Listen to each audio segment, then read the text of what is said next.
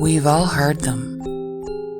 Those scary stories that someone tells to be absolute truth.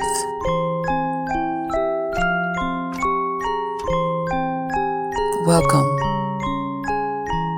to Scary Tales and Dollies. Hi everybody, welcome to Scary Tales and Dollies. This week's Scary Tales and Dollies was a little late, but life circumstance happens, so we're having it today. I think you're really going to enjoy this scary tale. So a little bit different kind of dolly today. We're going to be playing Dolly Dress Up with my Blythe doll, Penelope. She is a customized Blythe doll. So she looks a little different from a stock doll that you would buy. A little more realism has been added, special eye chips, special hair, things like that. So we're going to be doing Dolly Dress Up with her with these cute little outfits so that you can just see her different looks while I tell this week's scary tale. So we have this little blouse and skirt that's dark pink, and then the skirt is a pencil skirt and it's blue jean with dark pink thread. And then we have this lighter flare bottom, a blue jean skirt with a sleeveless floral top with stripes. And then we have these long stone-washed jeans with a striped long sleeve top. And then we have various bows. We have a big white one, a purple one, and a yellow one. So we're going to be trying on different bows with different outfits and presenting her in different ways and get her little teddy bear as I tell the story. So let's get into this week's scary tale. Today's scary tale is a tale of two sisters, a haunting in Indiana. The year is 2003, and the town is Canby, Indiana. Population 12,696. Small town, USA.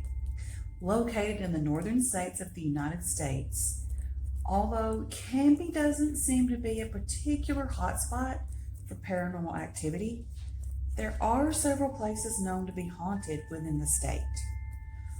One of the most famous is the haunted house on Carolina Street in Gary, Indiana, which actually earned a spot on the show A Haunting, which lasted 11 seasons. Now, this particular scary tale was told to me in person by the one who experienced it. And I will reveal who that is at the end of the video. But right now, let's just get into the story. So in 2003, a woman named Mandy had a husband who was overseas in Iraq. And so on the weekends, she would spend time with her sister and her husband, as well as their daughter, which was Mandy's niece. The house was built in the late 90s by her sister and her husband. So no one had ever lived in the house before them because it was a brand new build. But there was always just some kind of vibe that went on within the house, especially in one of the rooms, which was the den. It would always be chilly. You would always just get this really weird feeling. And there were several old vintage portraits that hang in the den. One was of Mandy's brother-in-law's grandmother. So when Mandy would go over to stay on the weekends, strange things would happen. They were convinced that there was some kind of entity or spirit that was connected to the grounds, or maybe it could have been a poltergeist attached to an item. The sisters do believe that it was attached to the grounds more than likely.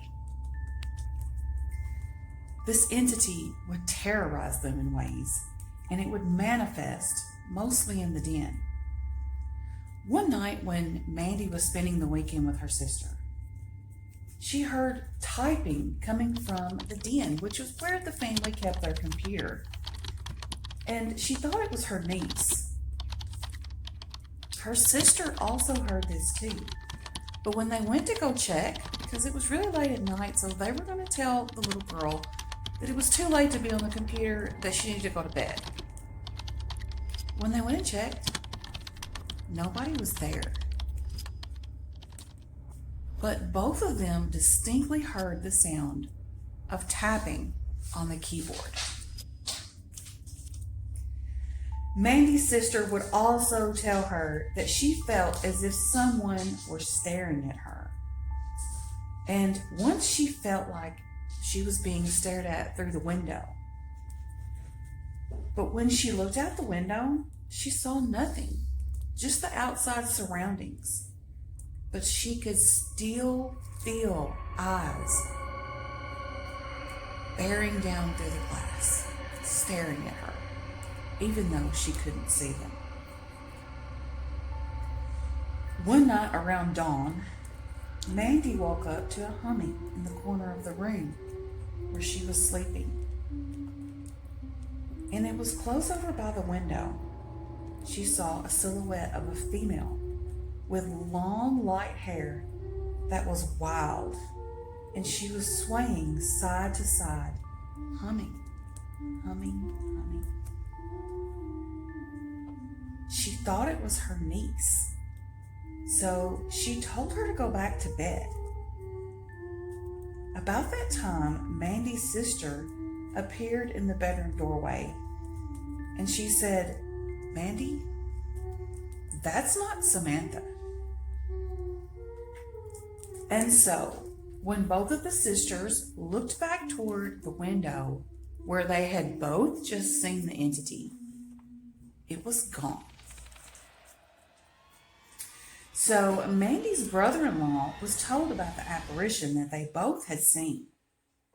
And he said that their description sounded just like his grandmother before she died, because they both described an old, frail-looking woman with wild, unkempt hair. And according to Mandy's brother-in-law, that's exactly how his grandmother looked when she was in her last days, because she refused to brush her hair or anything like that, or let anybody do anything for her. So another weekend, Mandy's niece had a friend over, and Mandy's brother-in-law was at work. So it was Mandy, her sister, her niece Samantha, and her niece's friend. They were in the house, and it was pretty much like a straight through shot from the front to the back of the house. And suddenly they saw a dark figure, like a shadow, standing at the back patio door. Now, they were all there alone, so they didn't know who this was. And Mandy's sister swore that someone was in the house. She said, "We've got to get out of here. Someone is in this house." All four people saw this entity. It was a dark figure with no other shape or form. It was just an outline, like a shadow. They all ran outside and ran across the street. And Mandy's sister forgot her phone in the house. Now, this was 2003, so there were cell phones, but they weren't like the ones we had today. But they left it in there, and nobody was even going to dare go back inside the house. So they ran across the street to the neighbors, and the neighbors weren't home. So they didn't know what to do. They get in the car, and as they're sitting in the car, they can see this dark figure growing taller and smaller. It was like it was pacing from the back of the house to the front of the house. They saw the shadow figure going back and forth and back and forth. But it wasn't pacing like a human. It didn't have a gait or a walk as a human would have. Instead, this shadow figure was gliding from the front to the back, over and over. When Mandy's brother-in-law got home, they told him that someone was in the house. So he actually had a gun in his vehicle. So he took a rifle into the house, but saw nothing and no one. No type of proof that there was ever anybody else in there. No forced entry, no nothing. And they just felt uneasy about it because they all four know what they saw. So even though the brother-in-law never saw it, they were still convinced that they definitely saw it. Mandy's sister and Mandy herself always felt uncomfortable about the den and going around the pictures in the den. It was as if something was somehow connected around those vintage photos. So later on, some relatives came over and they asked for the picture of the grandma. And so Mandy said that sometimes she would feel like the eyes on the pictures would follow her around when she was in the den. And her sister often felt the same way. So when the relatives asked for the picture, they gladly said, yes, you can have this picture. So the relatives took the picture home with them and never experienced anything. But after the photos were given away, Mandy's family, as well as herself, never saw a manifestation of an entity ever again. But up until the day that Mandy's sister moved out of the house, she always felt as though she was being watched, or that something was just there, even though she couldn't see it. So would you like to know who this person is? Who is this Mandy I speak of? Well, she is our very own Mandy from Mandy's Cuddlebugs Reborn Nursery. And this is her account of what happened in Canby, Indiana back in 2003. So, do you think it was just the spirit of Mandy's brother-in-law's grandma?